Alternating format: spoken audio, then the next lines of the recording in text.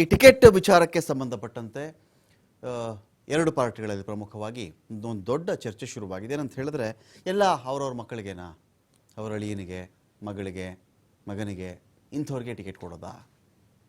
Social ಮೀಡಿಯಾದಂತೂ ಓಡಾಡ್ತಾ ಇದೆ, ಸಾಕಷ್ಟು ಹೆಸರುಗಳು ಇದೆ. ಇಲ್ಲಿ ಆ ಹೆಸರುಗಳು ನಾವು ಹೇಳ್ತೀವಿ. ರಾಮಲಿಂಗಾರೆಡ್ಡಿ ಅವರ ಮಗಳಿಗೆ ಟಿಕೆಟ್ ಕೊಡ್ತಾ ಇದ್ದೀರಿ.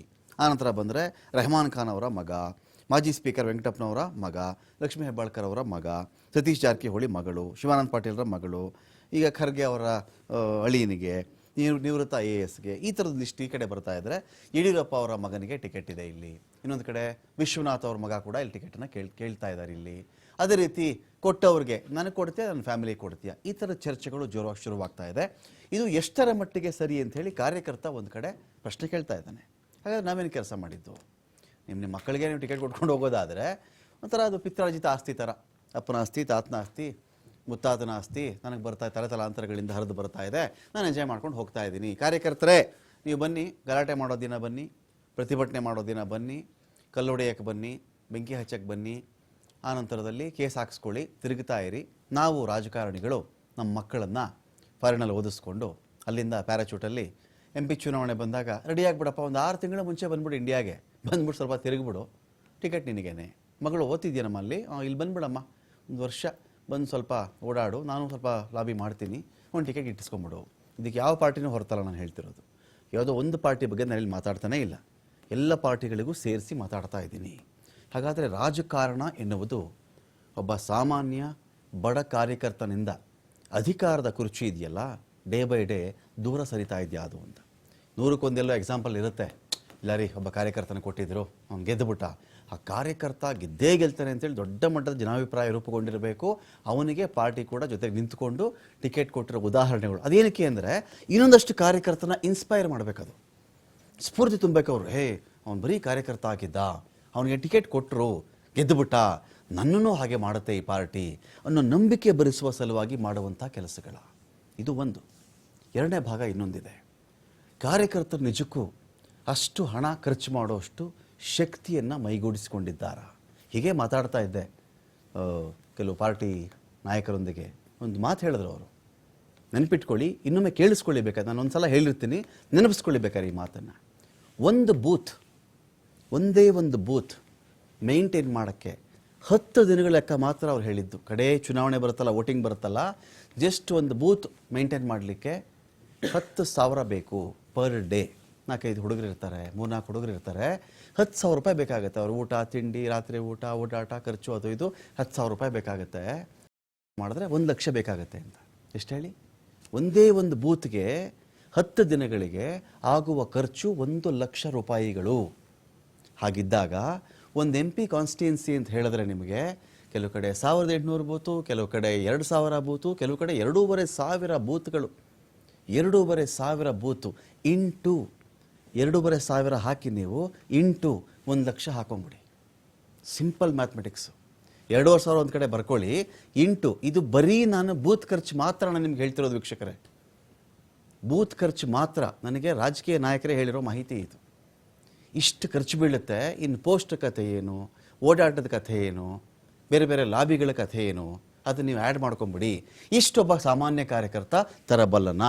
ಬೇರೆ ಎಲ್ಲ ಬಿಟ್ಬಿಡಿ, ಬೂತ್ ಮ್ಯಾನೇಜ್ ಮಾಡಬಲ್ಲ ಅವನು ಅಂತ ಒಂದು ಪ್ರಶ್ನೆ ಬಂದಾಗ ಕೆಲವು ಕಡೆ MP ಟಿಕೆಟ್ ಕೊಡ್ತೀನಿ ಅಂದರೂ ಬೇಡ ಅಂತಾರಂತೆ. ಹಾಗಲ್ಲ ಸರ್, ನನಗೆಲ್ಲ ಮೇಂಟೈನ್ ಮಾಡೋಕ್ಕಾಗಲ್ಲ. ಬೆಂಗಳೂರು ನಾರ್ತ್, ಸೆಂಟ್ರಲ್, ಸೌತ್ ಹುಡುಗಾಟ ಏನ್ರಿ? Bengaluru north, south, central, Bengaluru rural ಕೇಳಿ ನೋಡಿ. ಈ ಮಾತನ್ನು ಯಾರು ಕಾರ್ಯಕರ್ತ ಇರ್ತಾನೋ, ಯಾರು ಬೂತಲ್ಲಿ ಕೆಲಸ ಮಾಡಿರ್ತಾರೋ, ಯಾವುದೇ ಪಾರ್ಟಿ ಆಗಿರಲಿ, ಅವರೆಲ್ರಿಗೂ ಇದರ ಅನುಭವ ಆಗಿರುತ್ತೆ. ಇದರ ನಡುವೆ ಯಾಕೆ ರಾಜಕಾರಣಿಗಳ ಮಕ್ಕಳಿಗೆ ಟಿಕೆಟ್ ಸಿಗ್ತಾ ಹೋಗುತ್ತೆ, ರಿಲೇಟಿವ್ಗೆ ಟಿಕೆಟ್ ಸಿಗ್ತಾ ಹೋಗುತ್ತೆ, ಬೇರೆಯವ್ರಿಗೆ ಟಿಕೆಟ್ ಇಲ್ಲ, ಟಿಕೆಟ್ ಕೊಡಲ್ಲ ಅಂದರೂ ಕೂಡ ಅಸಮಾಧಾನ ಹೊರ ಹಾಕಬಹುದು. ಟಿಕೆಟ್ ತೊಗೊಂಡು ನಾನು ಗೆದ್ದು ಬಿಡ್ತೀನಿ, ಆ ಕಾನ್ಫಿಡೆನ್ಸ್ ಬಹಳ ಕಡಿಮೆ. ಹಾಗಾಗಿ ರಾಜಕಾರಣ ಉಳ್ಳವರ ಸೊತ್ತಾಗ್ತಾ ಬರ್ತಾ ಇದೆ, ಕಾರ್ಯಕರ್ತ ಆಗಿ ಉಳಿತಾ ಇದ್ದಾನೆ. ಎಲ್ಲ ವಿಚಾರಕ್ಕೆ ಸಂಬಂಧಪಟ್ಟಂತೆ ಮಾತಾಡ್ತೀನಿ. ಅದಕ್ಕಿಂತ ಮುಂಚಿತವಾಗಿ ಈ ಟಿಕೆಟ್ ವಿಚಾರದ ಅಸಮಾಧಾನ, ಬಂಡಾಯ, ಬೇಸರ, ನನಗೆ ಸಿಗಬೇಕಾಗಿತ್ತು, ಅನ್ಯಾಯ ಮಾಡಿದ್ರು, ಈ ವಿಚಾರಗಳಿಗೆ ಸಂಬಂಧಪಟ್ಟಂತೆ ಕೆಲವು ನಾಯಕರು ಮಾತಾಡಿದ್ದಾರೆ ನೋಡಿ. ಯಾಕೆ ನಾನು ಸ್ಪರ್ಧೆ ಮಾಡ್ತಾ ಇದ್ದೀನಿ ಅಂತಂದ್ರೆ, ಯಡಿಯೂರಪ್ಪನವರು ಅವ್ರ ಮಗ ವಿಜೇಂದ್ರರ ಕಪಿಮುಷ್ಟಿನಲ್ಲಿರೋಂಥ ಭಾರತೀಯ ಜನತಾ ಪಾರ್ಟಿಯಿಂದ ಮುಕ್ತಗೊಳಿಸಬೇಕು. ಇಡೀ ರಾಜ್ಯದ ನೊಂದ ಕಾರ್ಯಕರ್ತರು ಏನು ಸರ್ ಇವ್ರ ಅಪ್ಪ ಮಕ್ಕಳದೇ ಆಟ ಆಗೋಗಿದೆ ಅಂತ ಹೇಳ್ತಾ ಇನ್ನು ಯಾರು ವಿರುದ್ಧ ಮಾಡ್ತಾ ಇಲ್ಲ ಸರ್ ಅಂತ ಹೇಳ್ತಾ ಇರೋದಕ್ಕೆ ಆ ಎಲ್ಲ ಕಾರ್ಯಕರ್ತರ ನೊಂದ ಕಾರ್ಯಕರ್ತರ ಧ್ವನಿಯಾಗಿ ನಾನು ಚುನಾವಣೆ ಸ್ಪರ್ಧೆ ಮಾಡ್ತಾ ಇದ್ದೀನಿ. ಈಗ ಇವ್ರ ಮಕ್ಕಳ ಕೈಯಲ್ಲಿ ಪಕ್ಷ ಸಿಕ್ಕಿ ಒದ್ದಾಡ್ತಾ ಇದೆ. ನಾವು ತಾಯಿ ಅಂತ ಹೇಳ್ತಾ ಇರೋಂಥ ಪಾರ್ಟಿ BJP ಒಂದು ರೀತಿ ಆ ತಾಯಿಯನ್ನೇ ಹಿಚ್ಚುತ್ತಾ ಇದ್ದಾರೆ. ಯಡಿಯೂರಪ್ಪನವ್ರು ಕುತ್ತಿಗೆ ಚಿಕ್ತಾ ಇದ್ದಾರೆ, ಅವರು ಮತ್ತು ಅವ್ರ ಮಗ ವಿಜೇಂದ್ರ. ಆ ತಾಯಿಯನ್ನು ರಕ್ಷಣೆ ಮಾಡಬೇಕಾಗಿದೆ ಈ ಒಂದು ಯಡಿಯೂರಪ್ಪನವರು ಅವ್ರ ಮಗನಿಂದ.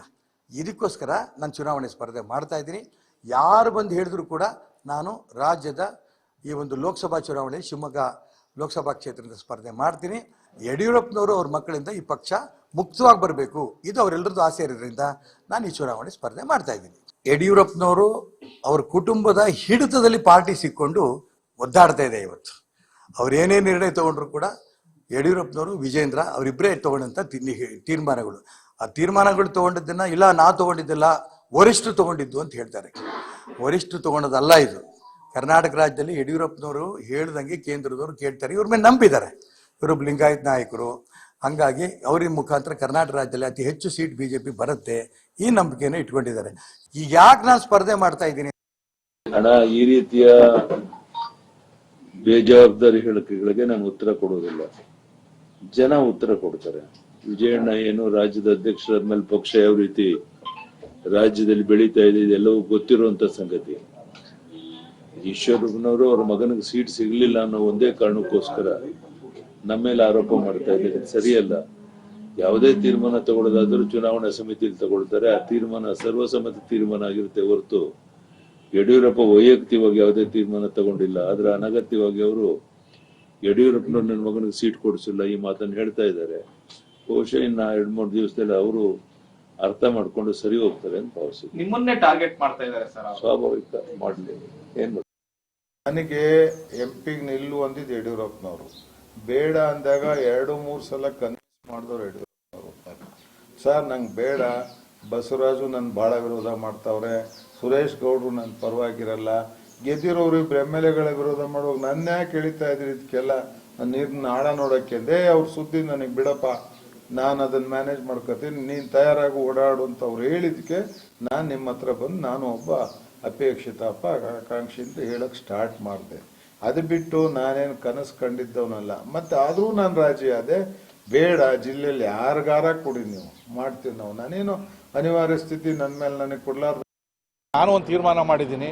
ವರಿಷ್ಠರು ಅಕಸ್ಮಾತ್ ಬೇರೆ ಬೇರೆ ಕಾರಣಗಳಿಂದ ಯುವಕನಾಗಿದ್ದರೂ ಕೂಡ ಮುಂದಕ್ಕೆ ಅವಕಾಶ ಕೊಡ್ತೀವಿ ಅಂತ ಏನಾದರೂ ತೀರ್ಮಾನ ತಗೊಂಡ್ರೆ ನಾನು ಫ್ಲೈಟಲ್ಲಿ ಬರೋವಾಗೆ ತೀರ್ಮಾನ ಮಾಡ್ಕೊಂಬಂದಿದ್ದೀನಿ. ನಾನು ಲೋಕಸಭಾ ಸ್ಥಾನಕ್ಕೆ ಚಿಕ್ಕಬಳ್ಳಾಪುರಕ್ಕೆ ನಿಲ್ಲಬೇಕು ಅಂತಕ್ಕಂಥ ತೀರ್ಮಾನ ಮಾಡಿದ್ದೀನಿ. ರಾಜ್ಯ ಅಧ್ಯಕ್ಷರು ಕೂಡ ಈಗ ನನ್ನ ಸ್ಪಷ್ಟವಾದ ನಿಲುವನ್ನು ತಿಳಿಸಿದ್ದೀನಿ. ಯಾಕೆ ಅಂದರೆ ಚಿಕ್ಕಬಳ್ಳಾಪುರ ಕೈ ತಪ್ಪು ಹೋಗಬಾರ್ದು ಅನ್ನೋ ಕಾರಣದಿಂದ ನಾನು ಹೇಳ್ತಾ ಇರ್ತಕ್ಕಂಥದ್ದು. ಮತ್ತು ನಾನು ಲೋಕಸಭಾ ಸ್ಥಾನಕ್ಕೆ ಸ್ಪರ್ಧೆ ಮಾಡಿದ್ರೆ ನನಗೆ ವಿಶ್ವಾಸ ಇದೆ, ಜನ ಪಕ್ಷಾತೀತವಾಗಿ ನನ್ನನ್ನು ಗೆಲ್ಲಿಸ್ತಾರೆ. ಜೊತೆಯಲ್ಲಿ ನಾನು ಯಾವ ರೀತಿ ಯಲಹಂಕದ ಜನತೆಯ ಜೊತೆಯಲ್ಲಿ ಇವತ್ತು ಕುಟುಂಬದ ಸದಸ್ಯನ ರೀತಿಯಲ್ಲಿ ಇಟ್ಕೊಂಡಿದ್ದೀನಿ.